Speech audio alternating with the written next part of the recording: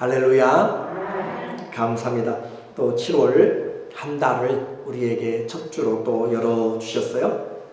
잘 어제 주무셨어요? 7월 4일 독립기념일 밤늦게까지 여기저기서 폭죽을 터뜨리는 소리에 아마 예민하신 분들은 잠을 설칠 수도 있어요. 그렇게 사방에서 자기 돈을 투자해가지고, 그렇죠. 폭죽 사는 데는 나라에서 돈 안 주죠. 그죠? 자기 돈을 투자해가지고 사서 하는 사람들은 아마 대부분 젊은 사람들일 거예요.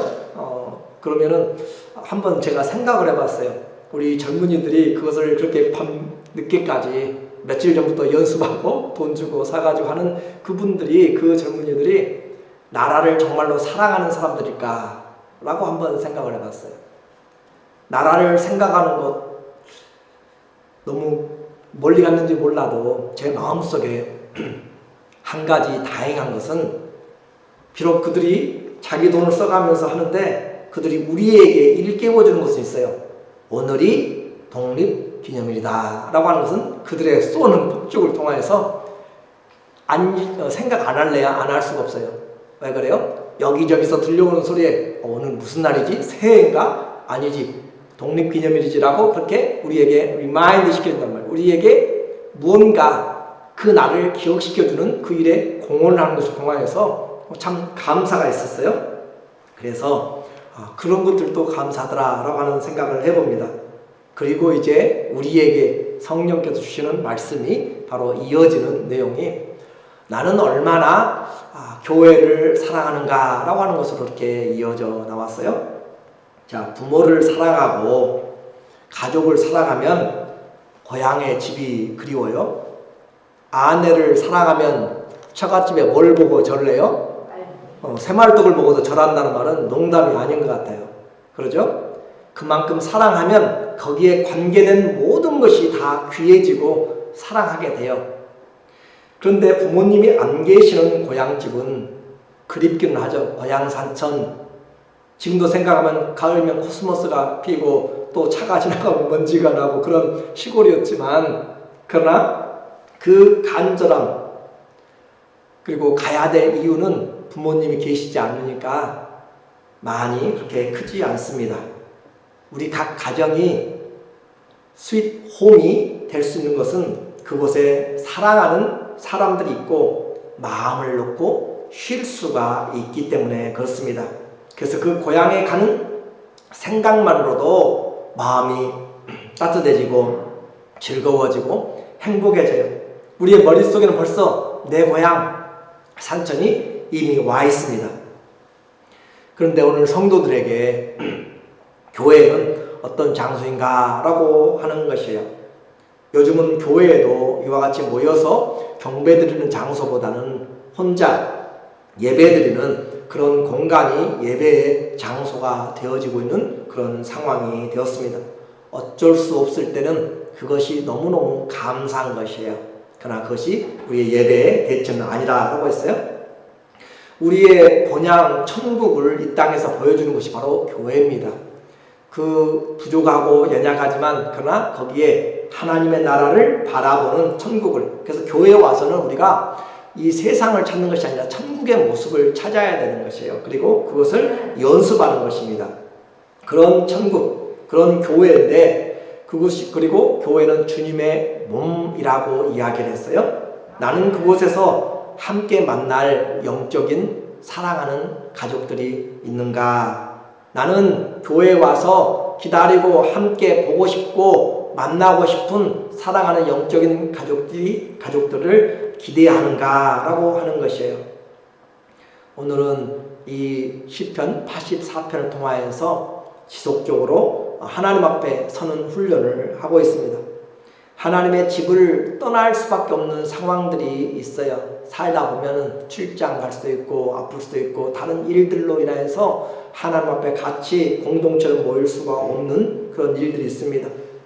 어느 고라 자손이 오늘 시편 84편을 통해서 주는 하나님의 성전을 사모하는, 성막을 사모하는 그런 마음과, 그리고 그 가운데 나타나는 최고의 즐거움과 복을 우리에게 보여주고 있어요. 그래서 최소한 예배드리는 사람들은 이와 같은 즐거움은 우리가 가지고 또 누리고 경험해야 되겠다라고 하는 그런 간절한 마음으로 오늘 말씀을 좀 함께 나누고 들었으면 좋겠어요. 그래서 오늘 표제에 보면 고라 자손의 시 영장으로 기쁨에 맞춘 노래라고 이렇게 되어 있어요.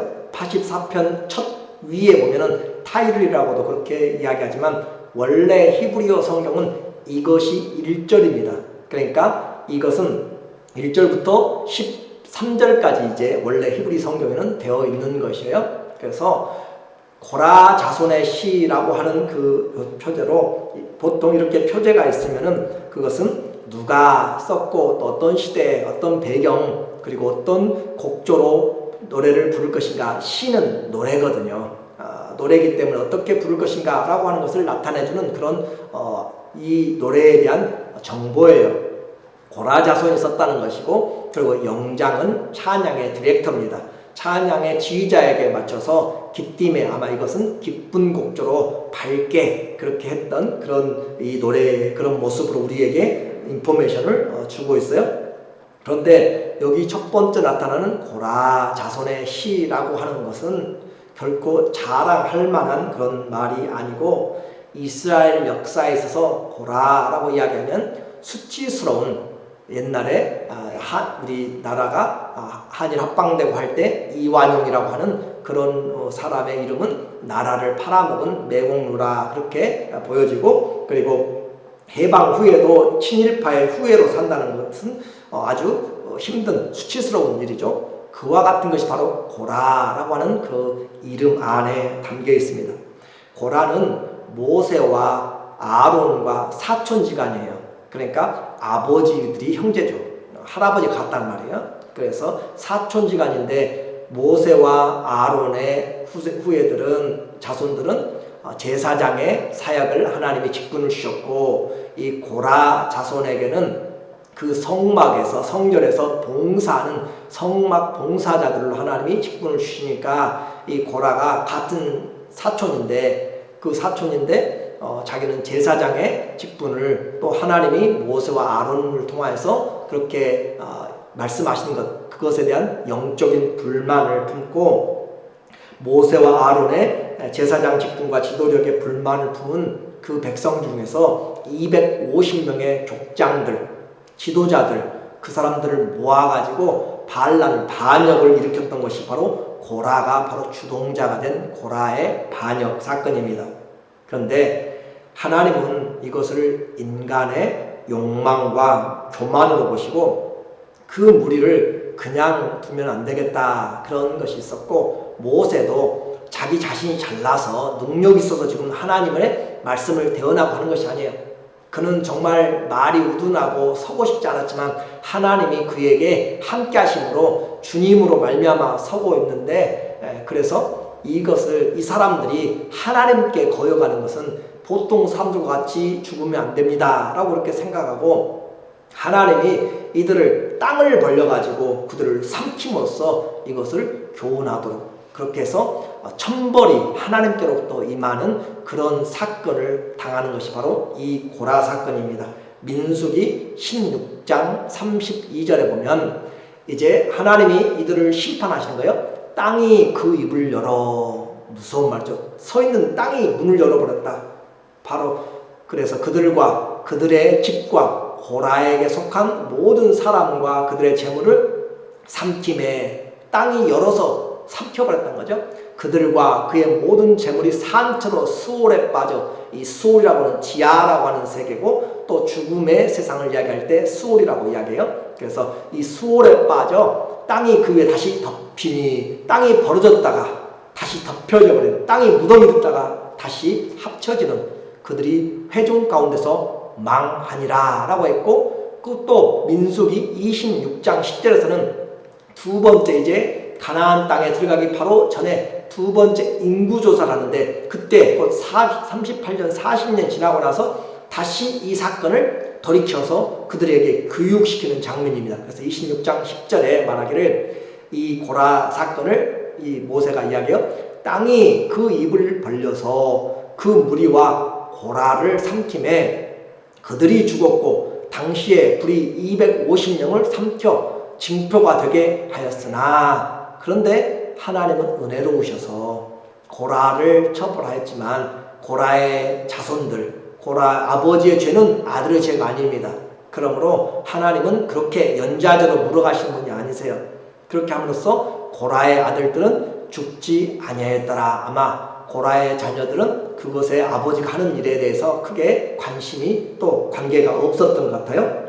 그렇게 해서 고라의 아들들은 죽지 아니하였더라 라고 해서 삼족 부족이 멸해지는 것은 아니었기 때문에 고라의 후손이 그렇게 남아 있었어요. 조상의 반역죄를 인생에 쓰고 살아야 하는 그런 남겨진 후손들의 삶은 어떤 삶이겠어요? 자기들은 비록 가담하지 않았어도 고라의 후손 하면은 언제나 잊어버려 40년 지나고 나서 다시 이야기를 하고 있잖아요. 그러니까 이스라엘 민족에서 고라의 후손 하면은 뼈가 사무치도록 정말 지워버리고 싶고 원치 않는 그런 족보입니다. 노예의 족보. 지금도 우리나라의 이시 조선에서부터 시작되면서 그런 안타까운 그 성씨들이 있잖아요. 그런 성씨들이 있는데 그와 같이 조상들의 모습들을 보게 되는 거죠. 그래서 그런데 이와 같은 멍에를 쓰고 살았지만 그들은 하나님에 대한 심판하신 하나님에 대한 반역이나 또 모세와 또 아론에 대한 영적인 지도에 대한 반역을 그들은 생각하지 않았습니다. 오히려 하나님 앞에서 나오고 주의 은혜에 참여하려고 그들은 최선을 다했어요. 원래 고라 자손은 어차피 하나님의 성막에서 섬기는 그 직분을 하나님이 주셨기 때문에. 그래서 고라 자손 하면 여러분들은 잘 기억하실지 몰라요. 고라 자손 중에 유명한 분이 한 분 계십니다. 그 유명한 분이 누군가라고 하면 사무엘이라고 여러분이 아마 들어보셨어요. 사무엘 상하에 나오는 그 사무엘 엘가나의 아들이죠. 그 사무엘이 바로 이 고라 자손의 고라의 17대 손이고, 또 사무엘의 손자 사무엘의 아들은 그렇게 좋은 사사가 아니었어요. 그래서 왕정으로 넘어가게 됐는데 그 사무엘의 아들 중에 낳은 자가 바로 헤만이라고 하는 다윗 시대의 찬양대 수석 지휘자가 바로 헤만입니다. 그가 바로 그 찬양대 지휘자인데, 오늘 우리 역대상 6장 33절에 보면 족보를 거꾸로 우리에게 설명해줘요.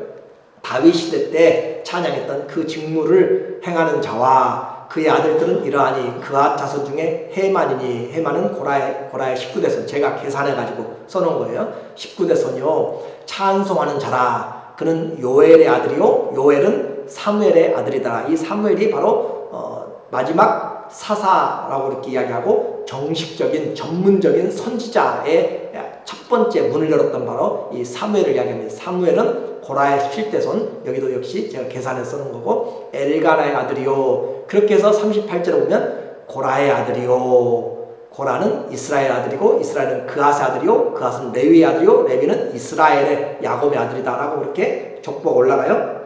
제가 말씀드리고 싶은 것은 뭐냐면, 자기에게 불명예 치욕스러운 그런 토대에, 북한말로 이야기하면 토대라고 이야기하던데, 그런 족보를 가지고 있어요. 그런데도 이 고라 자손은 하나님 앞에 직무, 찬양의 직무를 충성스럽게 감당했고, 나라의 위기가 왔을 때 역대하 20장에 보면은 그 여호사밧 왕 때 그들을 우겨싼 이방 나라들이 아주 메뚜기처럼 달려들어와서 빼앗으려고 할 때 어떻게 할 줄을 몰라서 하나님 앞에 찬양하는데 이 고라 자손이 제일 앞장서서 찬양했다라고 그런 기록들을 남기고 있고, 시편 150편 중에서 11편 11편을 이 고라 자손들이 써서 기록을 남기고 있다라고 하는 것이에요.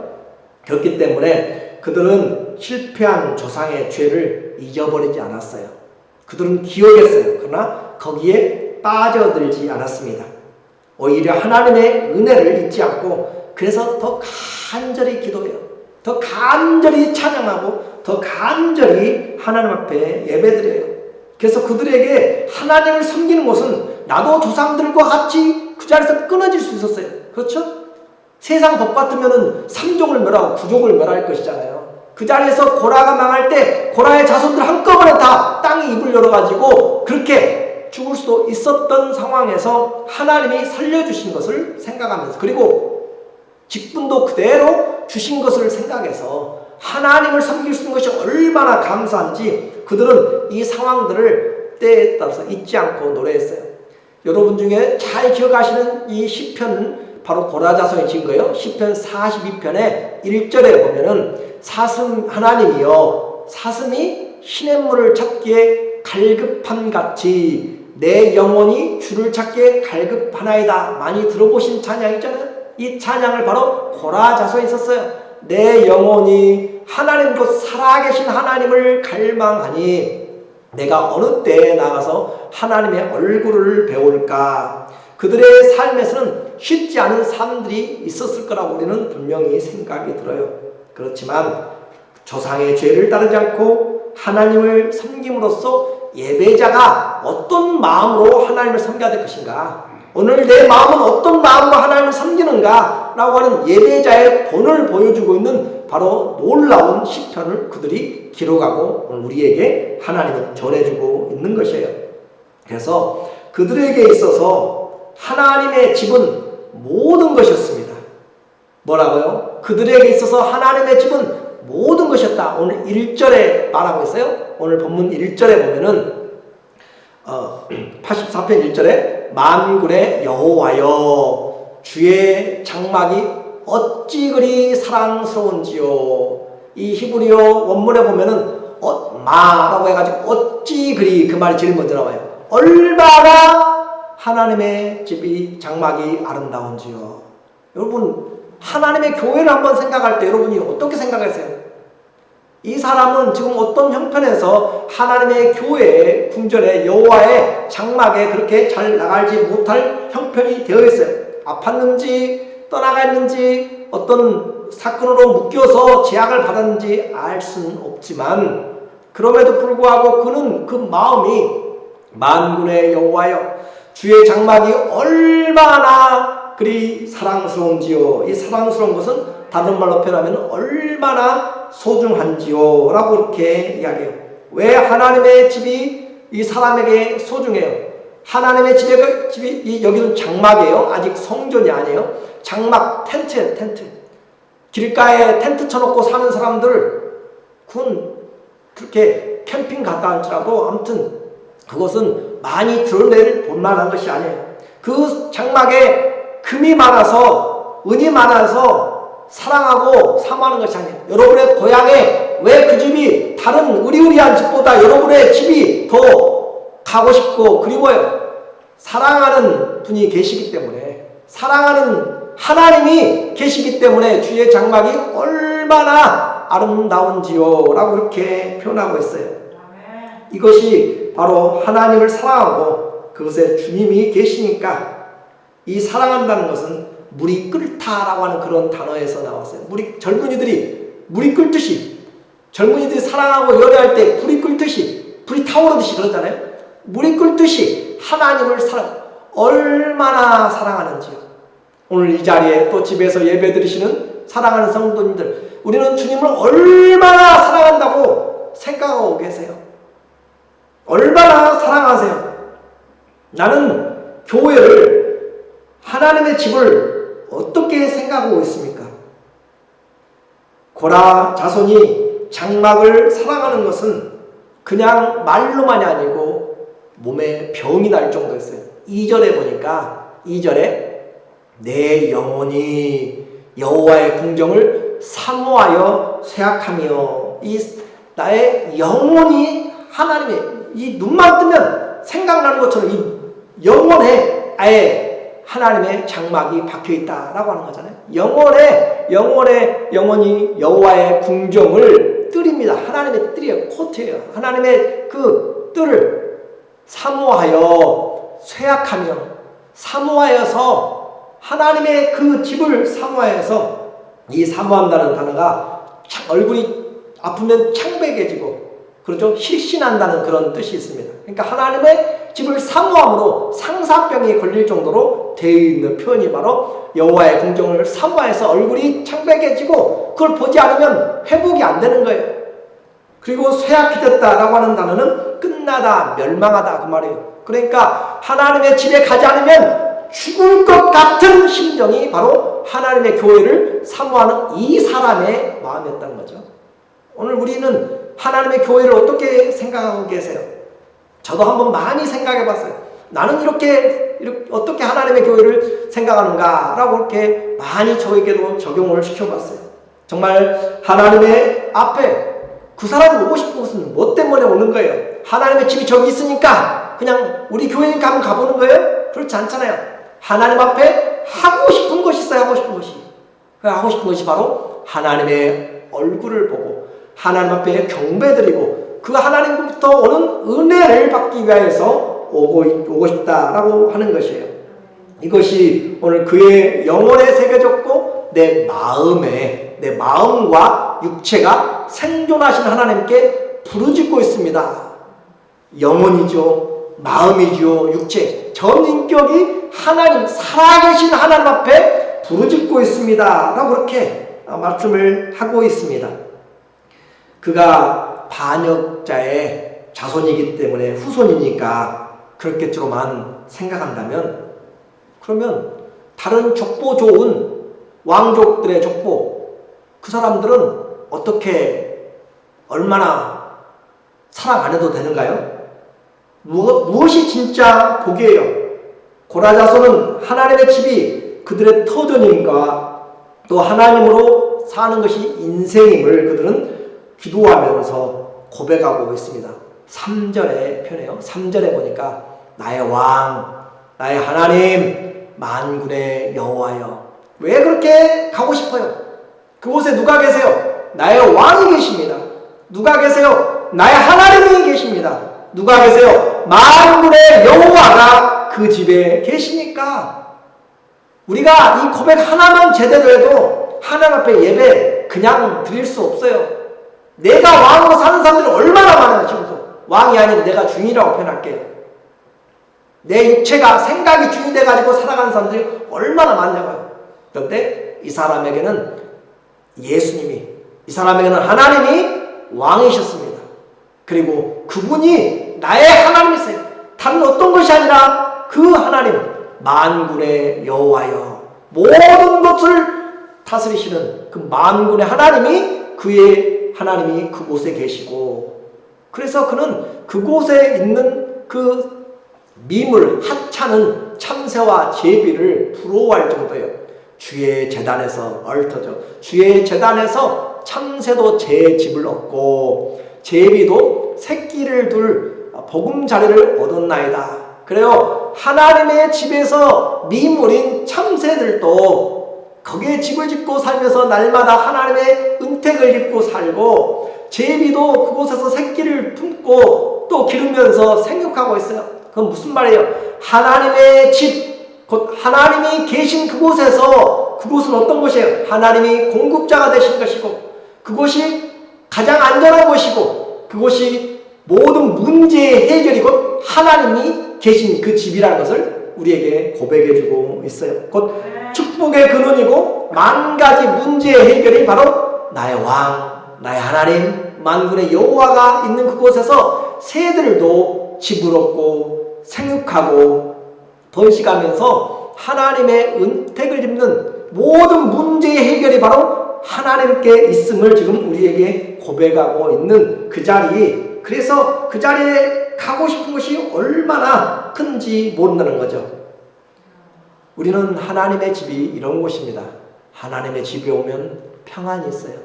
하나님의 집에 오면 안전합니다. 하나님의 집에 와서 우리는 다시 샘을 얻고 또 세상을 향하여서 나갈 수 있는 그런 은혜가 되고, 우리는 하나님 안, 그리스도 안이라고 하는 그곳이 바로 우리의 처소가 되는 것이죠. 우리 중에는 불행하게도 또 부득이하게 질병 때문에 또 노안으로 또 여러 형편으로 교회에 나오지 못하는 성도들이 계십니다. 그런 성도들도 하나님에 대한 사랑과 그 은혜를 은혜에 동참하기를 부르짖으며 기도하는 사랑하는 우리 사랑하는 지체들이 많이 계세요. 교회에 나올 수 없을 때 우리가 알게 됩니다. 얼마나 귀한 기도의 자리였는지, 얼마나 귀한 찬양의 자리였는지, 얼마나 귀한 말씀을 듣는 자리였는지, 얼마나 귀하게 내가 섬기고 또 격려하며 위로받는 그런 은혜의 자리였는지 교회를 나오지 못하게 될 때 우리는 알게 되는 것이에요. 그것이 바로 주님의 집이 우리에게 주는 것입니다. 항상 주의 집에 머물 수 있는 이것이 얼마나 큰 복인지 지금 보이는 미물들을 통해서 이야기하고 다시 우리에게 확인해주고 있어요. 복이 무엇이냐? 성경이 말하는 복이 무엇이냐? 4절에 말하고 있습니다. 4절에 보니까 주의 집에 거하는 자가 무엇이 있어요? 복이 있나이다. 제 말이 아니고 성령에 감동된 이 시에서 우리에게 말하고 주의 집에 거하는 자, 주님 안에 거하는 자가 복이 있습니다. 아멘. 하나님의 복은 바로 아쉐르, 이 복, 우리가 복을 이야기할 때 걸어가는 길이라고 했잖아요. 그 하나님 안에서 가는 길이 주의 집에 걸어가는 길, 있는 길.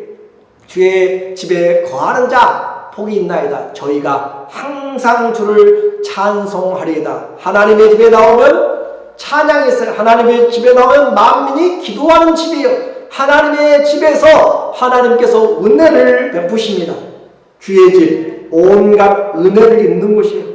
복을 입는 것. 그래서 복 자체가 바로 하나님의 집이다라고 하는 것이죠. 그렇죠? 우리가 그 집에 가서 있는 것만으로도 기쁨이 있는 것이에요. 이와 같은 것이 바로 교회입니다. 하나님을 떠난 인생에게는 그래서 복이 없어요. 하나님을 떠난 인생은 그래서 복이 없는 것입니다. 성도가 세상에서 물질이나 또 가정이나 또 재물이나 건강이나 여러 가지 복은 출세의 복들은 못 받을 수도 있어요. 그런데 성도라면 반드시 우리가 받아야 될 복이 뭐겠어요? 하나님을 섬기는 예배자의 복이에요. 이 예배의 복, 하나님이 약속하신 복이고 하나님이 전심으로 우리에게 능력 베푸시기를 원하시는, 그리고 하나님이 성령과 진리로 예배드린 자를 찾으시는 복입니다. 이런 예배, 은혜 받는 것이죠. 이것이 진짜입니다. 오늘 우리는 이 복을 올바로 알아야 돼요. 근데 이걸 모르니까 예배가 부담스러운 것이에요. 예배가 힘들어진 것이에요. 그래서 예배만 끝나면 쏜살같이 집에 가는 그런 수준이 결코 되지 않습니다. 여러분이 집에 가서 그냥 가자마자 집에 가려고 생각한다. 그것은 그 집이 내게 올바른 집의 의미가 아니에요. 어쩔 수 없이 우리는 돌아가야 돼요. 세상이 우리가 살아갈 것입니다. 그러나 할 수만 있으면 조금만 더 머물고 싶은 그리움, 간절함. 그래서 이곳에 할 수만 있으면 집 짓고 살고 싶은 것이 바로 하나님의 집이고 우리에게 말하는 주님이 계신 곳입니다. 하나님의 집에 오는 것 복입니다. 그러나 그곳에 오기는 쉽지 않아요. 많은 어려움이 있습니다. 요즘도 어려움이 있죠. 위험할까? 몸이 아픈데, 기분이 안 좋은데, 또 여러 가지 상황이 있어요. 그럴 수도 있고, 또 과거에는 이 사람의 형편 같으면 예루살렘이라고 하는 한 성전이 그 중앙이 정해져 있어요. 그 예루살렘까지 가려면은 그들은 저 북쪽에서부터 남쪽 브엘세바부터 저 북쪽 단까지 그곳에서부터 하던 생활, 살림 다 놔두고 순례길을 와야 돼요. 그렇기 때문에 건강도 문제가 되면 안 되고요. 거리도 문제가 되죠. 또 경제적인 것도 문제가 되죠. 가면서 자고 하면서 갔다 오면 적어도 15일 그 정도는 걸릴 테니까 멀리서 오면은 그런 것까지 환경들이 발목을 잡을 수가 있어요. 그러나 하나님을 나의 왕, 나의 하나님, 만군의 여호와로 신앙한다면 주님을 찾고 부르짖는 자에게 주님이 힘을 주시고 길을 열어주십니다. 5절의 말씀이에요. 5절에 주께 힘을 얻고 그 마음에 시온의 큰 길을 대로가 있는 자는 복이 있나이다. 주께 힘을 얻고, 그래요. 하나님이 나의 힘인 것을 알고 하나님이 나의 목자이십니다. 하나님이 나의 왕인 것을 알고 만군의 하나님인 것을 고백하고 주님께 나가려고 하는 자에게 하나님이 힘을 주세요. 내가 너의 하나님이고 내가 너의 왕이고 내가 너의 출입을 지금부터 영원까지 지켜줄 것이다 라고 하는 것처럼 하나님 앞에 그 마음이 순례의 길로 마음이 정해진 자, 여기서 대로 간 자, 시온의 대로가 시온으로 향하는 길이 열린 자, 교회로 가는 길에 문이 열린 자, 어떤 어려움이 있어도 하나님께로 나가겠다라고 하는 그런 마음의 결정이 큰 마음이 결정된 자, 그런 사람들은 복이 있는 사람들입니다. 왜 그래요? 주님을 집에서도 왕으로 알고 있고 집에서도 환경에서도 하나님으로 알고 있고 그렇게 하기 때문에 그래요. 내가 가야만 해. 나는 어떤 어려움이 있어도 주님께 경배하는 그 시간 그 장소에 참여하리라 마음을 먹으면 그 모든 것들은 우선순위에 따라서 조정되게 됩니다. 마음에 하나님 경배에 대한 가장 큰 목표, 큰 대로 순례의 여정을 작정한 자는 성경이 말하는 복이 있는 자입니다. 자, 주님 안에 사는 주와 함께 사는 자가, 주의 집에 거하는 자가 복이 있고 주님 앞에 나오는 자가 복이 있다라고 했어요. 예배의 이 즐거움은 세상 어느 누구도 줄 수가 없는 복입니다. 어때요? 오늘 여기까지 오시면서 이런 마음의 기쁨, 즐거움이 있었습니까? 이런 즐거움이 있다면 여러분은 신앙생활 잘하고 계신 것입니다. 그러나 시험 들고 왔다 갔다 하는 그런 교인들은 결코 이 말씀이 그들에게 이루어지지 않습니다. 이것이 바로 오늘 우리에게 간절히 사모하는 자, 주님을 나의 왕, 나의 하나님, 만군의 여호와로 고백하는 자들에게 임하는 복된 은혜입니다. 주님이 내 마음의 대로인가, 예배드리러 가는 그 중심이 큰 길이 어떤 많은 것들이 있어도 하나님 앞에 예배드리러 가는 그 큰 길로 내 마음이 열어져 있는가, 이것이 우선순위가 된 자, 복 있는 자라. 2006년에 나온 책인데 사진작가 김동신 씨가 작가가 쓴 기도하는 섬 소록도라고 하는 그런 책이 있어요. 기도하는 섬 소록도, 이것은 전라남도 고흥군 소록도에 있는데 이 모습이 하늘에서 찍으면 아기 사슴을 닮았다고 해서 소록도라고 이렇게 이름이 붙여진 곳이고, 이것은 한센병 아시죠? 나병 환자들의 애환의 장소입니다.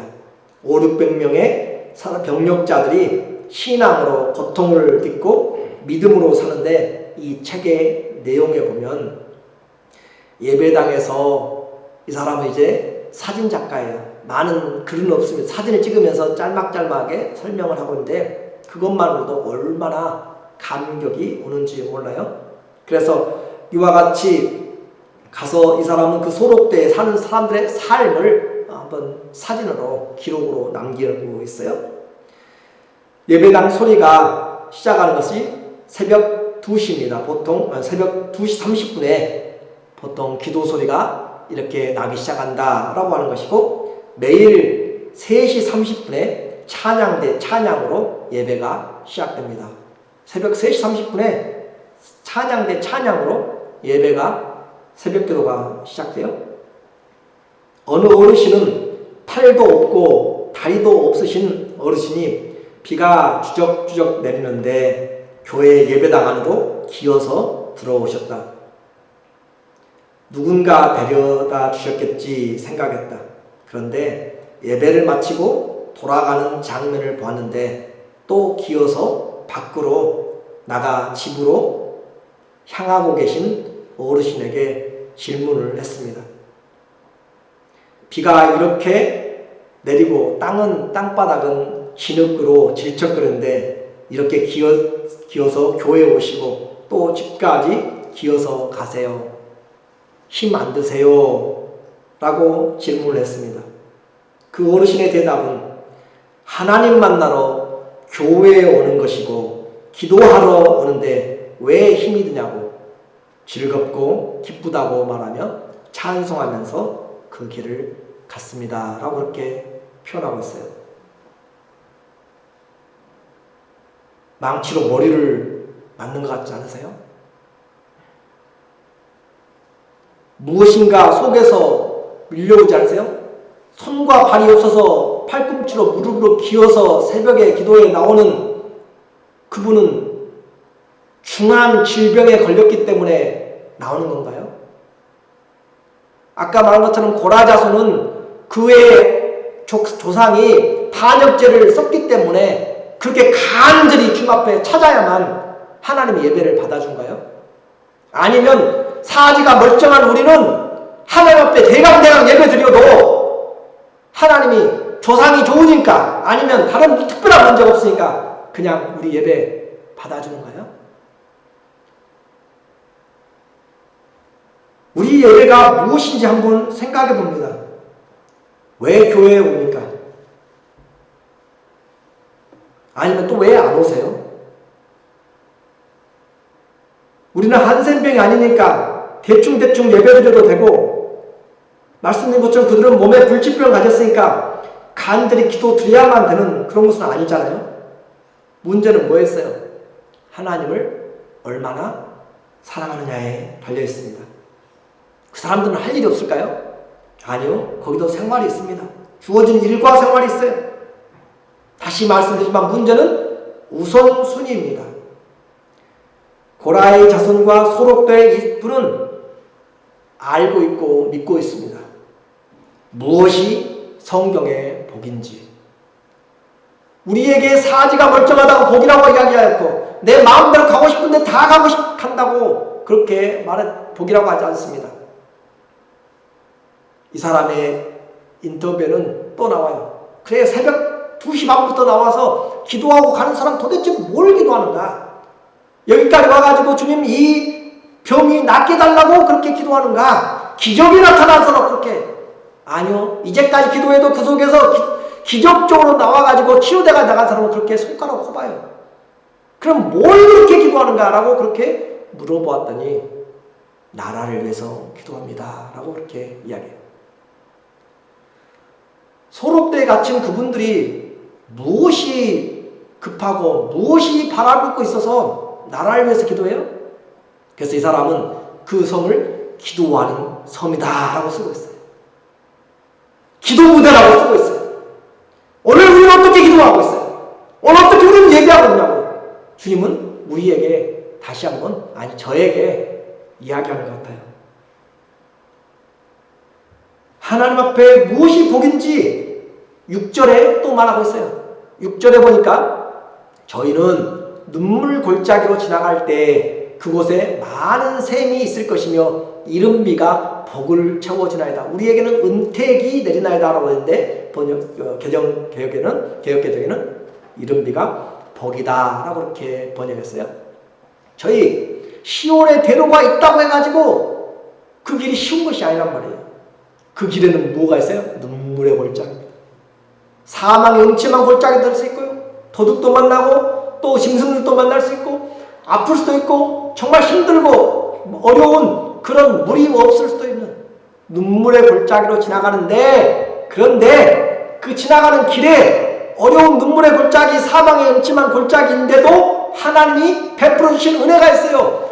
지나갈 때 그곳에 많은 샘물이 터진다는 거예요. 많은 샘물로 하나님이 우리에게 목마른 자에게 가람을 채워주시고 가는 자에게 하나님이 안전을 보호해 주시고 이른 비가, 그들에게는 우리는 이른 비가 봄에 이제 밭갈이를 하잖아요. 그런데 이스라엘의 이른 비는 가을이 여름 내내 가물고 힘들다가 가을에 이른 비가 오면은 이제 밭을 갈아서 농사를 시작하는 거고, 늦은 비는 봄에 거두게 될 때예요.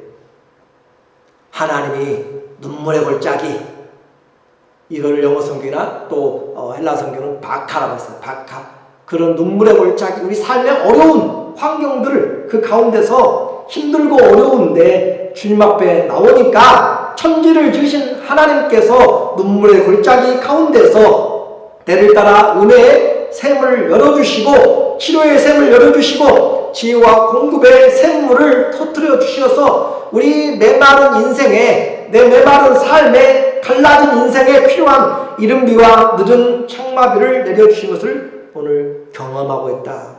예배 들어가면서 회복이 되고 예배 들어가면서 은혜를 받고 하나님이 이것이 바로 복이다. 교회 올 때 이미 복을 받은 것입니다. 우리는 이렇게 하나님 앞에 은혜 받을 수 있는 환경들을 열어놓으셨어요. 갈까 말까 망설이고 시간 재고 갈등하지 않습니다. 오히려 가는 게 힘들고 눈물 없이 갈 수 없는 그런 눈물 골짜기라니까요. 그런 곳이라 할지라도 하나님 앞에 환경을 이겨내고 하나님 앞에 나가면 주님이 그 모든 곳에서 하나님이 샘들을 터뜨려서 어떤 장애가 와도 찬송을 부르며 하나님 앞에 기도하고 나가면서 오히려 힘을 얻고 더 힘을 얻어서 하나님 앞에 나오는 것이 7절에 말하고 있어요. 오늘 마지막 절 7절에 저희는 힘을 얻고 더 얻어 나아가. 이 말이 뭐냐면 힘으로부터 시작해서 from 여기서 말했잖아요. strength to strength. 하나님의 힘으로부터 시작해서 힘으로 나가는 거예요. 하나님의 힘으로 기도하면서 힘을 얻었어요. 시온에 데려가 있으니까 하나님이 갈 마음을 주시고 사모하는 마음을 주시고 의지가 있어서 발걸음을 뛰니까 하나님이 힘을 주시고 걸어갈 힘을 주시고 달려갈 힘을 주시고 힘으로부터 시작해서 힘으로, 그래서 집으로부터 시작해서 계속 성전으로 오고 있는 오늘 우리의 신앙이 뭐예요? 성령으로 시작해서 성령으로 가는 거잖아요. 그렇죠? 우리의 힘으로가 아니라 하나님의 돕는 힘으로, 그 힘으로부터 시작해서 힘으로. 예배는 내 힘으로 드리는 것이 아니에요.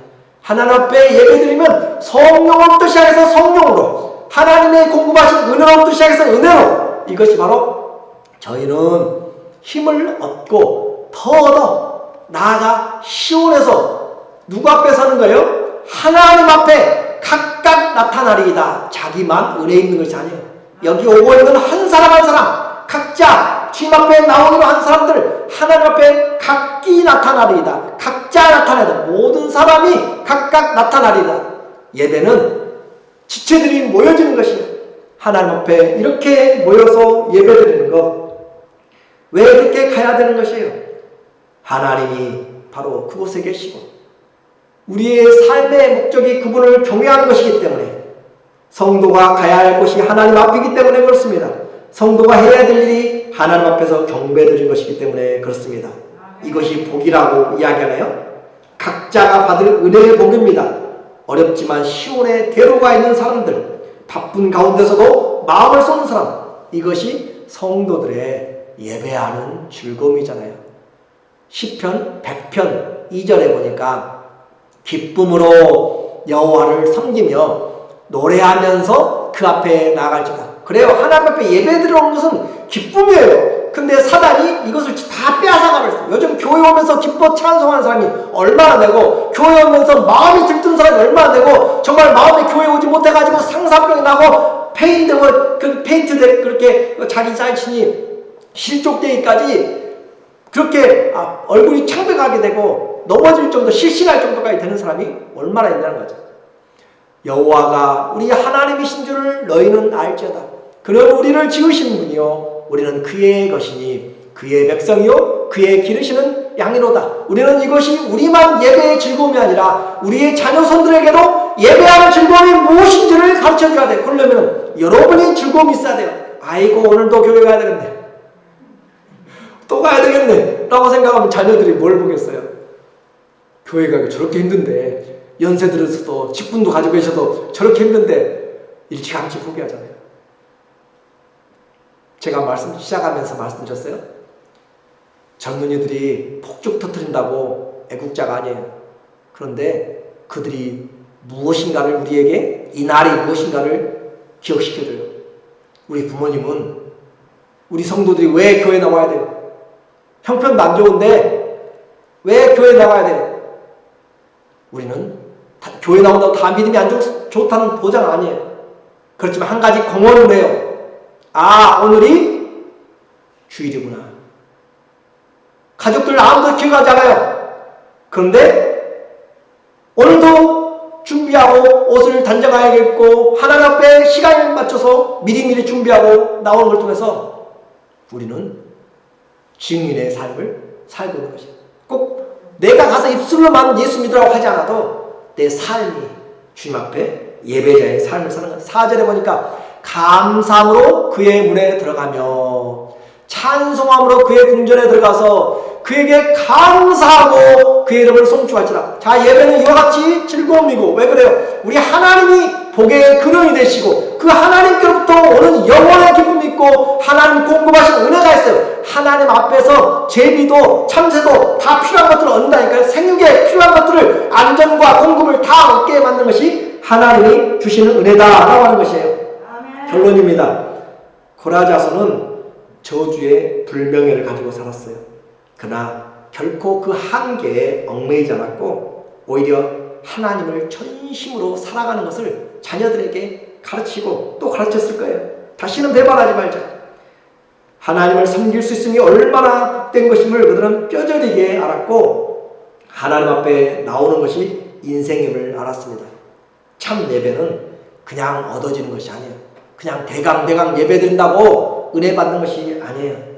불신자가 주님 앞에 나오는 것 얼마나 쉽지 않잖아요.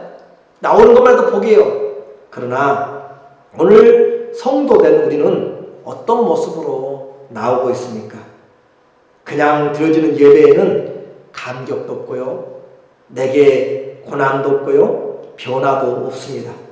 사모함으로 병이 날 정도로 부르짖고 하나님 앞에 나오게 해서 주님 힘주세요. 주님 이 일에 내가 걸리지 않게 해주세요. 주님 이 일들을 나에게 사로잡지 않도록, 회사에서 비상이 생기지 않도록 나에게 도와주세요. 그 주의를 준비하면서 기도하고 그렇게 하나님 앞에 나오기를 힘쓰는 그런 사람들이 복이 있고, 그렇게 마음 먹고 한 걸음 한 걸음 나올 때 눈물의 골짜기가 기쁨의 샘물이 펑펑펑펑 터지면서 하나님의 은혜의 양중에 오게 됩니다.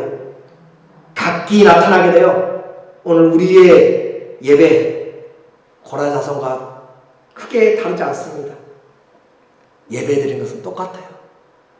최고의 복입니다. 예배는 우리에게 주신 하나님의 최고의 복이 뭔가? 예배드림의 복이고, 최고의 즐거움이 바로 예배드리는 즐거움이에요. 갈수록 이 즐거움이 클 때 우리는 믿음에서 믿음으로, 성령에서 시작해서 성령으로 그렇게 주님 앞에 가는 것이에요. 갈수록 예배드리는 것이 힘들어지고 귀찮아지고 그렇다면 그것은 올바른 신앙이 아닙니다. 주님의 얼굴을 보고 영광에서 영광으로 닮아가는 것이에요. 오늘 은혜의 보좌 앞에 이렇게 나올 수 있는 것도 예수 그리스도의 피 흘리신 그 은혜로 왔습니다. 성경이 말하는 최고의 복은 바로 예배드림입니다. 교회가 주님의 몸이잖아요. 주님 따로 교회 따로가 아닙니다. 하나님 앞에 우리 남은 인생, 우리만이 아니라 우리의 자녀손들까지 최고의 즐거움, 최고의 복인 하나님을 예배드리는 경배자의 인생이 되시기를 예수님 이름으로 축원합니다. 아멘.